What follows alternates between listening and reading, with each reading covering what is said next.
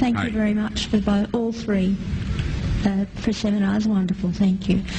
My question is that you said that you had the blood of our Lord examined by the Israelis. That's correct. What was their determination of that? Okay. Now, we won't be able to take second questions. I'm sorry if you're on your second one, please just step out. I love you, but we're running out of time. Real quickly, okay. Dried blood is dead blood.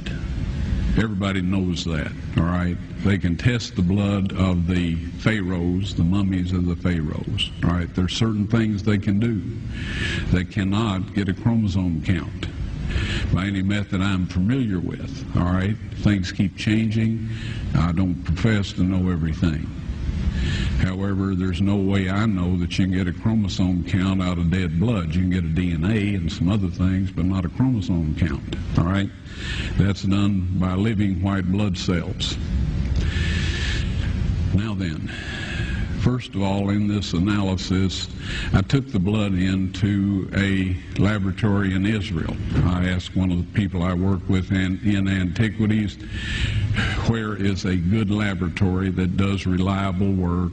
And they said, such and such, such and such. I took it. I just said, please examine this blood and tell me what you can tell me about it. All right? They said, well, look, we're going to reconstitute it. We're going to put it in normal saline and keep it at body temperature for 72 hours with gentle swirling. All right? That's their business. That's great. I said, now I want to be there when you check it out. They said, fine. So I was back. They checked it out. I said, now, they said it's human blood. We can tell that. They did whatever tests they need to do. And then I said, take some of the white blood cells and put them in a growth medium and keep them at body temperature for 48 hours. And they said, well, that'll do no good because it's dead blood. I said, would you please do that for me? And they said, okay, we'll do it. So anyway, I said, I want to be there when you take it out and examine it. So I was back there. They took it out, examined it under a microscope, and the one technician called the other one over there, and then they called the boss over there, and they were talking Hebrew a mile a minute there for a little bit, and they looked at me and they said, Mr. Wyatt, this human blood only has 24 chromosomes in it. Everybody else has 46. You see, 23 from your mother, 23 from your father, 22 autosomes from your mother, 22 autosomes from your father. You get an X from your mother, you may get an X or a Y from your father, all right?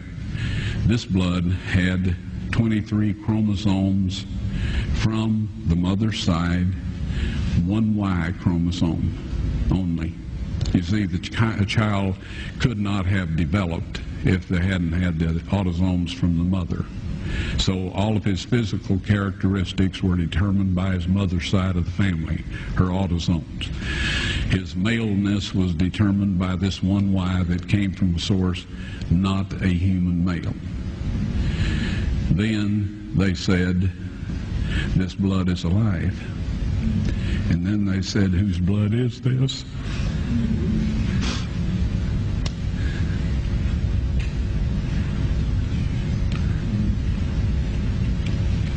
I said, it's the blood of your Messiah.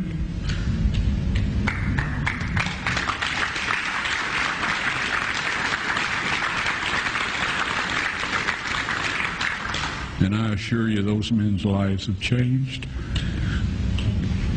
Blood of Christ is only dried out, folks. It's not dead.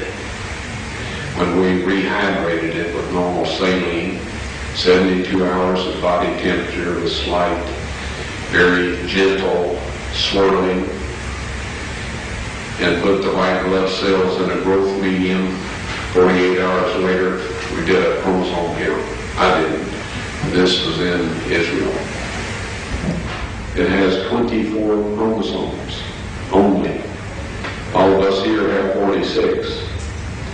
Unless, there's a couple genetic anomalies that make that different. But Christ received 23 from his mother and 1 Y, sex determining factor, from his father, who was not a human father. Because had he received that from a human father, it would have been accompanied by 22 autosomes. Now what this basically means is that his height, his eye color, his hair color, and all of this was supplied from the genes of his mother's gene pool. However, Mary and Joseph both descended from David, but none of us have 24 chromosomes. Well, they knew. They told me before I asked them when I asked them to perform this investigation, that dried blood, you can't get a chromosome count on it because the white blood cells have to be alive and well in order to do that. You can get DNA, you can get some other things, but you can't have a chromosome count. So this blood is unique, and it is Christ's blood.